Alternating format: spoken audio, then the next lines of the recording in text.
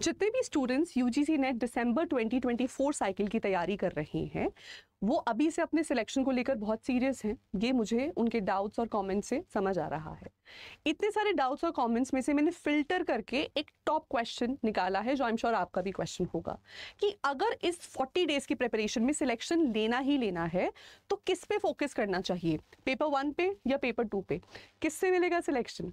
इस बात को समझाने के लिए मैं बहुत ही लॉजिकली आपके सामने एक आर्ग्यूमेंट प्रेजेंट करूंगी एंड आई एम 100% श्योर कि by the end of the session आपका ये डाउट पूरे तरीके से क्लियर हो जाएगा और आप एक स्ट्रैटेजी बना के निकलेंगे इस सेशन से। So let's get right into it. देखिए, अगर आप सिलेक्शन के बारे में सोच रहे हैं, सिलेक्शन आपको मिलेगा अगर आप एक पर्टिकुलर कट ऑफ को क्लियर करेंगे, क्वालिफाई करेंगे। तो जितने भी स्टूडेंट्स अपने सिलेक्शन के लिए सीरियस हैं, आई एम श्योर वो प्रीवियस ईयर कट ऑफ्स को स्टडी कर रहे होंगे, लेकिन उनका कट ऑफ का ट्रेंड वो प्रॉब्लली 1 से 2 साल का देख रहे होंगे। As a mentor and a guide मैंने पिछले 5 से 10 सालों के कट ऑफ्स का एनालिसिस किया है and let me tell you कि पिछले 7 से 8 सालों में ही कट ऑफ में एक्सपोनेंशियल इंक्रीज हुआ है। इनफैक्ट हर सब्जेक्ट में कहीं ना कहीं अराउंड 6 to 10% के कट ऑफ का राइज हुआ है। 6% to 10% की कट ऑफ इंक्रीज हुई है। अब इतना राइज जब एक जनरल कट ऑफ में जाता है वो सिर्फ एक पेपर की वजह से नहीं जाता। उसका रीज़न ये है कि अगर मैं पास्ट ईयर्स की बात करूं तो पेपर 1 में भी ऐसे टॉपिक्स इंक्लूड कर दिए गए हैं जो डिफ़िकल्ट है, जैसे कि बहुत सारे क्वेश्चंस रिसेंटली हम देख रहे हैं कि इंडियन लॉजिक से पूछे जा रहे हैं जिससे स्टूडेंट्स वाकिफ नहीं रहते। बहुत सारे क्वेश्चंस हमारे करंट अफेयर से पूछे जाते हैं। नेशनल एजुकेशन पॉलिसी के बहुत सारे ऐसे एस्पेक्ट्स हैं जो बिल्कुल नए हैं, स्टूडेंट्स उनको स्टडी नहीं करके जाते। सो कोई भी नई रिसर्च या डेवलपमेंट हो रही है अगर वो पेपर में आ जाती है तो वहाँ स्टूडेंट्स मार्क्स लूज करते हैं। पेपर 2 में on the other hand with time questions का लेवल एक्सपोनेंशियली इंक्रीज कर दिया गया। बहुत डिफिकल्ट क्वेश्चंस आ रहे हैं। पहले एक क्वेश्चन में एक पॉइंट ऑफ इंफॉर्मेशन ही पूछा जाता था। अब एक क्वेश्चन में 4 to 5 स्टेटमेंट्स देकर पर क्वेश्चन आपसे 4-5 पॉइंट्स ऑफ इंफॉर्मेशन कंफर्म किए जा रहे हैं। इसका मतलब है स्टूडेंट्स को अपना नॉलेज का वॉल्यूम और डेंसिटी दोनों को बढ़ाना पड़ रहा है। लेकिन ऐसे में तो कट ऑफ का ट्रेंड ड्रॉप करना चाहिए था, फिर इंक्रीज क्यों कर रहा है? उसके बहुत सारे फैक्टर्स हैं। सबसे बड़ा फैक्टर है कि अब से कुछ सालों पहले जिस पीरियड की मैं बात कर रही हूँ, से back when I was preparing, edtechs इतने पॉपुलर नहीं थे, तो घर घर तक ये एजुकेशन या इस तरीके की कोचिंग्स अवेलेबल नहीं थी। हम सब स्टैंडर्ड बुक से पढ़ रहे थे और स्टैंडर्ड बुक से ही क्वेश्चंस बनाए जा रहे थे। स्टूडेंट्स वहीं से पढ़ रहे थे। स्टूडेंट्स अपने बीए और एमए के करिकुलम के बेसिस पे तैयारी कर रहे थे, तो उसके अकॉर्डिंगली पेपर सेट हो रहा था। विद पासिंग ईयर्स जैसे जैसे नॉलेज का एक्सेस लोगों तक पहुंच रहा है, घर घर तक नॉलेज पहुंच रही है, उसके अकॉर्डिंगली पेपर का ट्रेंड भी डिफिकल्ट होता जा रहा है। दूसरा एक फैक्टर ये भी है कि विद चेंजिंग टाइम्स जैसे जैसे हमारी रिसर्च और डेवलपमेंट बढ़ती जा रही है, जैसे जैसे इंडियन एजुकेशनल इकोसिस्टम एक्सपैंड हो रहा है, वैसे वैसे हम चाह रहे हैं कि उतने ही ज़्यादा बेहतरीन टीचर्स हम हमारे हायर एजुकेशन इंस्टीट्यूशन तक पहुंचाएं। इसलिए यूजीसी इस बात का ध्यान रख रही है कि वो सिंपल क्वेश्चंस ना पूछ के आपसे ऐसे क्वेश्चंस पूछे जो आपकी क्रिटिकल नॉलेज और एनालिटिकल थिंकिंग को जज करे।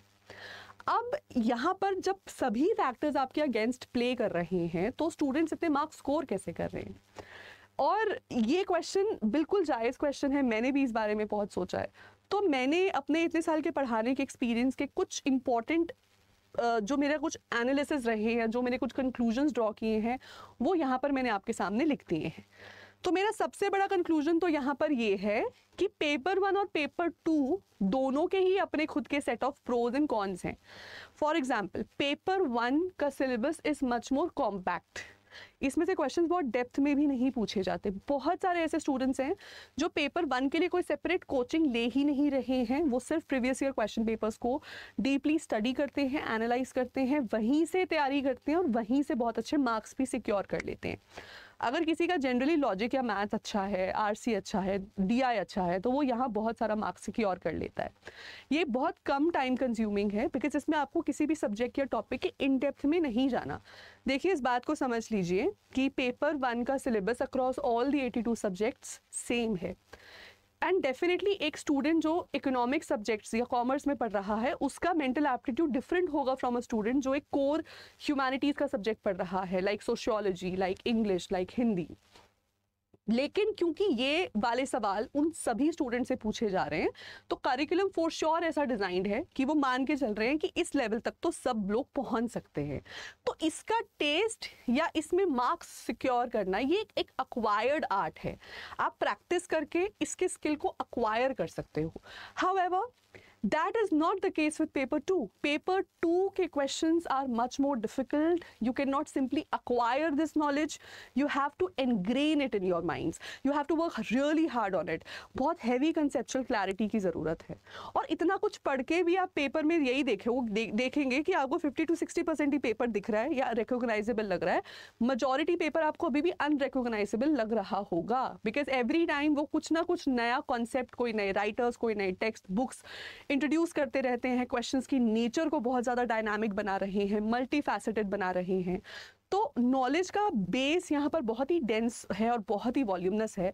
स्टूडेंट को उसके लिए बहुत ज़्यादा मेहनत करनी पड़ती है, तो बहुत टाइम कंज्यूमिंग भी है ये। एंड इसका syllabus literally is anything and everything under the sun regarding that subject. जैसे मैं अपनी सब्जेक्ट इंग्लिश की बात करूँ तो मेरे ही सब्जेक्ट में किसी भी राइटर को पूछ रहे हैं, कुछ भी कर रहे हैं। Recently twinkle twinkle little star की राइमिंग स्कीम पूछ ली, बॉलीवुड मूवीज जो कि फिजिकल डिसेबिलिटी को दिखा रही है उसको क्रोनोलॉजी में पुट करने को बोल दिया। तो बहुत डायनामिक नेचर के क्वेश्चंस यहाँ पर बन रहे हैं, उनको टैकल करना बहुत मुश्किल हो जाता है। इसलिए ये बहुत टाइम कंज्यूमिंग भी है, बहुत मेहनत लगती है इसमें। लेकिन फिर इसके भी खुद के कुछ प्रोज हैं, जैसे कि इसकी वेटेज है 200 मार्क्स की। फाइनल मेरिट 300 मार्क्स से बनती है, उसमें से 200 मार्क्स यानी 2/3 पोर्शन इसका है। एंड इसका वेटेज सिर्फ 1/3 है, इसका सिर्फ 100 मार्क्स का वेटेज है।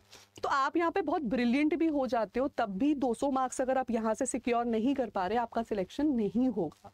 So at the end of the day, both sets of papers, paper 1 and paper 2, come with their own set of challenges, own set of pros, own set of cons. तो ultimately हमें क्या करना चाहिए? Ultimately हमें ये करना है कि हमें सबसे पहले अपने अंदर के एक मेंटल बैलेंस को रिस्टोर करना है। इसका क्या मतलब होता है? तो वही इंसान बहुत हारमोनियसली स्टडी कर सकता है जो अपनी प्रेपरेशन को सेल्फ मॉनिटर कर रहा है, जिसको अपनी स्ट्रेंथ्स और वीकनेसेस का पता है। अब से 7-8 साल पहले आप अपनी स्ट्रेंथ्स को बहुत स्ट्रेंथन कर लो और वीकनेसेस को साइडलाइन भी कर दो तो भी सिलेक्शन हो जाता था। क्यों? क्योंकि एवरेज कट ऑफ मैंने आपको बताया काफ़ी नीचे रहती थी। आज के टाइम में जब आपका कट ऑफ कहीं यहाँ पहुँचा हुआ है, सो आप अपनी वीकनेसेस को छोड़ के नहीं जा सकते, आपको अपनी वीकनेसेस पे भी काम करना होगा along with your strengths. For example जब मैंने अपने पेपर की तैयारी की, मेरा पेपर 1 बहुत ही वीक था, मेरे पास उसकी कोई गाइडेंस नहीं थी, मुझे पता नहीं था कैसे क्वेश्चंस आएंगे, तो मैंने उसको लिटरली 4 डेज में फॉर्मेलिटी के लिए देखा था। पेपर 2 मेरा बहुत स्ट्रॉन्ग था, उसके भी कुछ यूनिट सुपर स्ट्रॉन्ग थे, मैंने उस पर फोकस किया, उस पर रिलाई करके मेरा बहुत अच्छे स्कोर से नेट क्वालिफाई हो गया था। अब आज का स्टूडेंट ये नहीं कर सकता, क्योंकि कट ऑफ अगर बहुत हाई जा रही है तो आपको पेपर 1 और पेपर 2 के बीच में एक हैवी हारमोनियस हेल्दी कंजंक्शन बना के चलना होगा, बैलेंस बनाना पड़ेगा। और इस बैलेंस को रिस्टोर करने के लिए आपको खुद के साथ एक मैथ लगाना है, बहुत ही सिंपली। और वो मैथ कुछ इस तरीके से लगाया जा सकता है कि आप अपने पिछले 3 to 4 साइकिल्स की कट ऑफ का एवरेज ले लेंगे, ठीक है। फॉर एग्जाम्पल आपके सब्जेक्ट में पिछले 3 से 4 सालों में एवरेज कट ऑफ जा रहा है 70%। 70% यानी 210 मार्क्स आउट ऑफ 300।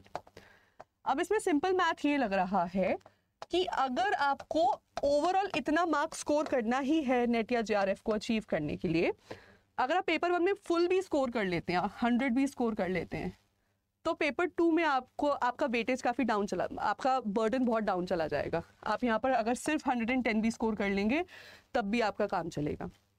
लेकिन पेपर 1 में 100 on 100 स्कोर करना इज़ नॉट पॉसिबल, ये तो नहीं पॉसिबल होता है।